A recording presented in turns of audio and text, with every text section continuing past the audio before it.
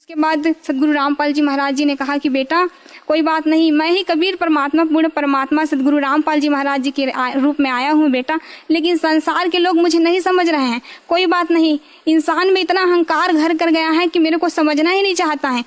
मैं ही पूर्ण परमात्मा सदगुरु रामपाल जी महाराज के रूप में आया हूँ, जिसने असंख्य ब्रह्मांड की रचना की है, और मेरे बिना इंसान एक तिनका भी नहीं उठा सकते, लेकिन इतना अहंकार है कि इंसान मुझको समझना ही नहीं चाहता है। लेकिन कोई बात नहीं बेटा, बहुत जल्द सतयुग जैसा समय स्थापित होकर ही रहेगा।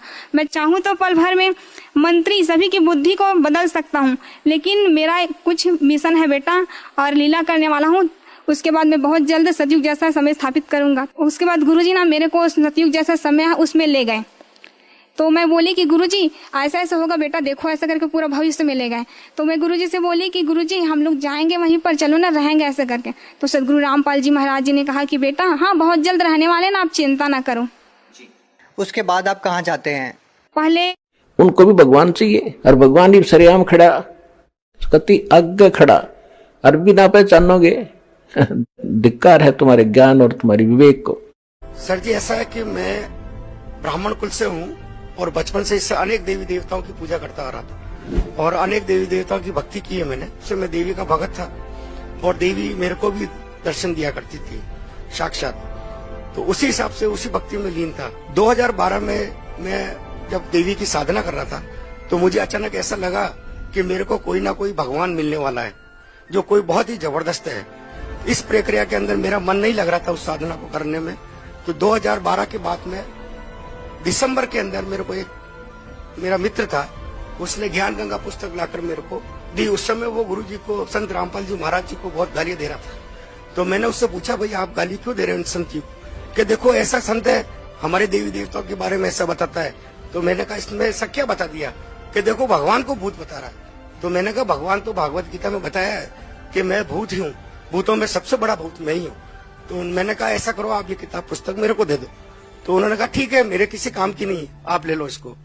मैं उस पुस्तक को लेकर जब घर पे गया और मैंने उसको ध्यान से पढ़ा, तो उस पुस्तक को पढ़ने के बाद में मेरे एक श्री देवी का फोटो लगा हुआ था। तो उस देवी को मैंने प्रणाम किया। मैंने कहा अगर ये कबीर साहब भगवान है और ये संत जो बता रहे हैं वो सही है तो मुझे इनसे मिलना है। उस दौरान क्या हुआ, मेरे को अनेक देवी देवता नजर आते थे खुले तौर पर। तो मेरे को लगा ये मेरे को रोकना चाहते हैं। तो जैसे ही मैं रात को सोने के लिए गया तो बिस्तर पे जैसे मैं लेटा, थोड़ी देर बाद में स्वयं कबीर साहब आए लेने के लिए। तो मैंने देखा स्पष्ट रूप से। तो मैंने कहा ये कौन है? तो मैंने उनसे पूछा कि आप कौन है? कि अच्छा बेटा बताओ मैं कौन लग रहा हूँ आपको? मैंने कहा आप कोई भगवान ही लग रहे हैं। अरे मैं भगवान ही तो हूँ। मैंने बहुत ध्यान से देखा कबीर साहब के गोल्डन कलर के हेयर, सुनहरे बाल और रक्त वर्ण का, और वो जीवा से नहीं बोल रहे, ध्वनि से उनसे बात हो रही थी मेरी। तो मैंने उनसे थोड़ा प्रश्न पूछना चाहा।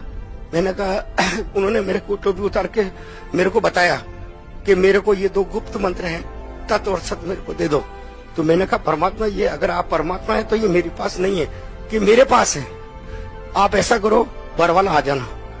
तो मैंने कहा बरवाला में तो रामपाल जी रहते हैं। तो उन्होंने मेरे को बताया कि मैं ही रामपाल हूं और आप वहां पर आ जाओ। कहा ठीक है। जाते जाते उन्होंने मेरे से कहा कि देर मत करना, बहुत तेजी से समय निकल रहा है बेटा, तुरंत चले आओ। काम